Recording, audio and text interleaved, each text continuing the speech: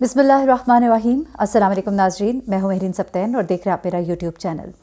नाज़रीन, सैटरडे को इंडोनेशिया का एक तैयारा जो है वो लापता हो गया था और उसके बाद ख़बरें गर्दिश करने लग गईं कि कुछ मालूम नहीं हो पा रहा कि ये तैयारा किधर गया। इस तैयारे के हवाले से फिर ख़बरें ये भी आईं कि ये समंदर गर्क हुआ और न सिर्फ समंदर में ये तैयारा डूबा, तमाम अफराद जो इसमें सवार थे वो सब के सब जाँ बहक हो गए। इसमें 56 मुसाफिर थे और 12 एहलकार थे और इस तरह से ये 62 अफराद थे, जिनमें के माज़रत के साथ 50 मुसाफिर और अमले के 12 एहलकार थे, जिनमें से 10 बच्चे भी थे। ये सब के सब जाँ बहक हो गए। बड़े तकलीफ़ मनाजिर थे वहाँ पर। जो लोग इनके लवाहिकीन वहाँ एयरपोर्ट पहुँचे, जो रो रहे थे, तकलीफ़ में थे, परेशानी में थे। मुझे कराची के तैयारे के वो वाक़यात, वो मनाजिर याद आ गए और कुछ अपने ऐसे लोग भी थे उसमें जिनको हम जानते थे और उनके फ़ैमिली के जो जज्बात थे वो भी सब याद आ गए। अब ये जो तैयारा है, इसी तरह के 2 तैयारे गुज़िश्ता 2 सालों में पहले भी इस तरह से क्रैश हुए और इससे पहले जो इंडोनेशियन एक तैयारा था वो भी समंदरबर्द हुआ। लेकिन इस तैयारे के हवाले से इस वक्त बहुत से क्वेश्चन मार्क्स हैं। यहाँ पे ये सवाल किए जा रहे हैं कि ये तैयारा जो है, मौसम चूँकि उस दिन बड़ा ख़राब था, मौसम बहुत ख़राब था, जिसकी वजह से ये फ़्लाइट जो है लेट भी की गई। ये जकार्ता से पोंटियानिक के लिए इसे टेक ऑफ़ करना था, लेकिन टेक ऑफ़ के पूरे 4 मिनट के बाद ही इसका राब्ता जो है टावर से मुनक़ता हो गया था और रडार पर यह तैयारा नहीं आ रहा था। उसके बाद बड़ी एक तशवीश की लहर दौड़ी और कहीं से कोई इत्तला नहीं मिल रही थी कि कहीं पर ये अगर गिरा है तो कहाँ गिरा है, कहीं ट्रेस नहीं हो पा रहा था। लेकिन ये तैयारा जहाँ पर गिरा वहाँ पर मछेरे मौजूद थे। उन मछेरों ने क्या देखा वो मैं भी आपको बताती हूँ। वो मनाजिर क्या थे। ये मछेरे कहते हैं, ये बेसिकली 1000 आइलैंड है। अभी 1000 आइलैंड के जो मछेरे थे वहाँ पर उस वक्त जो मौजूद थे वो कहते हैं कि मौसम बड़ा ख़राब था, बहुत तेज़ बारिश हो रही थी और इर्द गिर्द देखना भी मुश्किल था। एकदम से वो कहते हैं कि बड़े ज़ोर का एक धमाका सा हुआ, जैसे कोई बहुत ही भारी चीज़ जो है पानी में गिरी हो, लेकिन अंदाज़ा नहीं हो पा रहा था क्योंकि बारिश बहुत तेज़ थी, मौसम बड़ा ख़राब था। और उसके बाद वो कहते हैं कि एक बड़ी लहर समंदर की आई और उसके बाद हमने वो मलबा भी देखा जिसमें ईंधन भी था और वो कश्ती के पास सारी चीज़ें जो हैं, इंसानी आज़ा भी जो हैं उन्होंने देखे। और उसके बाद वो कहते हैं कि ऐसे वो मनाजिर थे कि हमारी चीखें निकल गई और हमने जब ये मनाजिर देखे और ख़ास तौर पे एक मछेरा कहता है कि वहाँ पर एक शख्स का बाजू जो है मैंने देखा, एक शख्स का बाजू। और इन मछेरों ने ये आज़ा जो है ये इकट्ठे किए। मैं आपको बताऊँ कि जो यहाँ पर इस वक्त सारी ज़ाहिर सी बात है, टीमें लगी हुई हैं, काम कर रही हैं, इमदादी कार्रवाइयाँ हैं, कोशिश की जा रही है, जबकि अब यही इत्तला है कि सब के सब जाँ बहक हो गए। लेकिन फिर भी एक ऑपरेशन जो है वो जारी है इस वक्त और इसीलिए अभी वो जो 2 ब्लैक बॉक्सेस मिले हैं जिनके अंदर इस वाक़े की जो आखिरी तफसीलात हैं, उनके बारे में क्या प्रॉब्लम हुई जहाज़ के अंदर, वो सब कुछ मालूम हो सकती हैं। उसकी तरफ अभी बाद में जाया जाएगा। लेकिन ये जो वहाँ पे मछेरे थे कहते हैं कि हमने कपड़ा लेकर हमने बॉडी के जो पार्ट्स थे जो वहाँ पे हमें मिले, हमने उनको इकट्ठा करना शुरू किया और इस सोच के साथ, क्योंकि ज़ाहिर सी बात है इंडोनेशिया में मुसलमानों की एक बड़ी आबादी है, मुसलमान मुल्क है और यहाँ पर जो ख़ास तौर पे एक जो ज़ाहिर सी बात है मुसलमान होने के नाते हमें ये होता है कि जिस्म का कोई भी उज़ू अगर मिल जाए तो उसको भी दफनाया जाए। तो इसी वजह से उन्होंने कपड़ा लेके वो जो कपड़ा उन्होंने रखा होता है मछलियों के लिए, वो उस कपड़े के साथ उन्होंने उन अज़ा को इकट्ठा करना शुरू किया और उन अज़ा को इकट्ठा करके उन्होंने एक जगह पे पाइल अप करना शुरू किया। उसके बाद इसके बैग्स बनाए गए और वो जो इदारे यहाँ पर इस वक्त ऑपरेशन कर रहे थे उनके हवाले शुरू में इनिशियली 2 बैग्स किए गए और उन बैग्स में से उन्होंने बताया कि एक बैग के अंदर तो जो मुसाफिर थे उनका सामान की चीज़ें थी, लेकिन एक बैग जो था वो इंसानी आज़ा से भरा हुआ बैग था।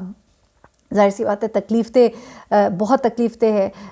पता नहीं कई दफ़ा सोच आती है कि वो आखिरी लम्हे कैसे होंगे, वो कैसे वो तकलीफ़ के वो लम्हात जिनसे वो गुज़रे होंगे और वो जो डर और ख़ौफ होता है। क्योंकि जब अभी रिपोर्ट्स जो अभी तक आई हैं उसमें ये बताया जा रहा है कि ये तैयारा जो है ये 27 साल पुराना था और जो रडार पे अभी इसकी इन्फॉर्मेशन है, जब ये 4 मिनट के बाद टेक ऑफ़ के ही फ़ौरन ये गायब हो गया था और इसका राब्ता मुनक़ता हो गया था, तो ये बताया जा रहा है कि ये बड़ी तेज़ी के साथ नीचे आया था। 1 मिनट के हिसाब से 1 मिनट 10,000 फुट की बुलंदी से ये नीचे आया था। 1 मिनट में 10,000 की फुट की बुलंदी से ये नीचे आया था।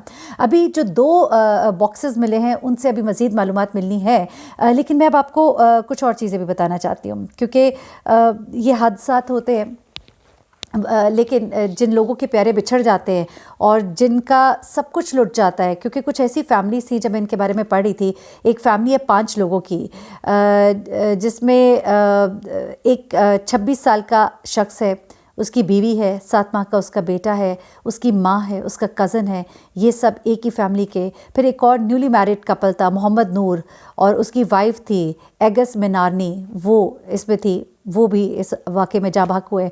फिर एक और शख्स था, एक खातून थी जो कि 4 माह की प्रेग्नेंट थी, और वो अपनी फैमिली को विज़िट करने जा रही थी जकार्ता से, और उसके साथ उसकी 2 साल की बेटी यमुना थी, 8 साल का उसका भतीजा अतर था, उसका अंकल था इस्माइल, और उसकी एक आंट भी थी उसके साथ, खाला भी थी उसके साथ। और ये सब के सब जो है उसके साथ जा रहे थे, सफ़र कर रहे थे। फिर एक 30 साला बाप भी था जो कि बिज़नेसमैन था, जो अपनी फ़ैमिली को मिलने के लिए जा रहा था, और एक और फैमिली थी जो ट्रिप के लिए जा रही थी। ये सब लोग जब ये सफ़र कर रहे होंगे तो ये नहीं जानते होंगे कि ये हमारा आखिरी सफ़र है, और इस सफ़र के बाद हमने आगे का सफ़र जो है वो करना है तय। और ये इस वक्त जो तैयारा है, इसकी कुछ कंडीशंस के ऊपर इस वक्त बड़े क्वेश्चन मार्क्स है कि इस तैयारे की हालत कुछ इतनी अच्छी नहीं थी। 27 साल ये पुराना तैयारा था, और इसको इतने ख़राब मौसम में उड़ने की इजाज़त क्यों दी गई? क्योंकि इस ख़राब मौसम की वजह से ही इसका राबिता जो है मुनक़ता हुआ टावर से। जबकि बड़ी बड़ी बारिश में, बड़े बड़े बुरे मौसम में ट्रैवलिंग हो रही होती है, बड़ी बड़ी लॉन्ग फ़्लाइट्स होती हैं 24 घंटों की, 48 घंटों की, लेकिन ख़राब मौसम को सहार जाते हैं ये प्लेन्स, क्योंकि इनकी हालत अच्छी होती है। इसी तरह के 2 प्लेन मैंने आपको बताया कि पहले भी 2 प्लेन्स जो है वो क्रैश हो चुके हैं, और एक इंडोनेशियन तैयारा 2018 में इसी तरह समंदर बोर्ड हुआ था, जिसमें कोई 189 के करीब अफराद थे। लेकिन इस तैयारे के हवाले से जो अभी बॉक्स मिलने के बाद तफ्तीश होगी, और जो मामलात, क्योंकि आपको मालूम है कि जिस वक्त कराची वाला तैयारा भी उसका हादसा हुआ था, तो उस वक्त बहुत से सवालात उठाए गए थे। ये कहा गया था कि पायलट की गलती है, कभी ये कहा गया था कि जो डिसीजन लिया गया था, जो लैंडिंग डिसीजन था वो दुरुस्त नहीं था। उसको जब कहा गया था लैंड करो, उसने लैंड करने की बजाय दोबारा टेक ऑफ़ किया, और वो जो दोबारा टेक ऑफ़ किया उसकी वजह से जहाज़ को जो नुकसान पहुंचा, उसकी वजह से यह हादसा हुआ। लेकिन यहाँ पर गलती जो है इस वक्त अभी तक जो इतलात है, क्योंकि वहाँ पर तो बहुत शुरू से ये कहा जाने लगा था कि पायलट की गलती है, पायलट की गलती है, लेकिन यहाँ पर पायलट की गलती की तरफ बिल्कुल भी कोई नहीं आ रहा, बल्कि इस वक्त जो परमिशन देने वाला इदारा है उसके ऊपर एक क्वेश्चन मार्क है कि इस ख़राब मौसम में, क्योंकि मौसम बहुत ज़्यादा ख़राब था, और जिस जगह से इससे गुजरना था उस हिसाब से ये प्रिकॉशन लिया जाना चाहिए था कि जहाँ फ़्लाइट लेट हुई थी उसे लाइट को कैंसिल भी किया जा सकता था, क्योंकि इंसानी ज़िंदगियाँ जो है वो मैटर करती हैं।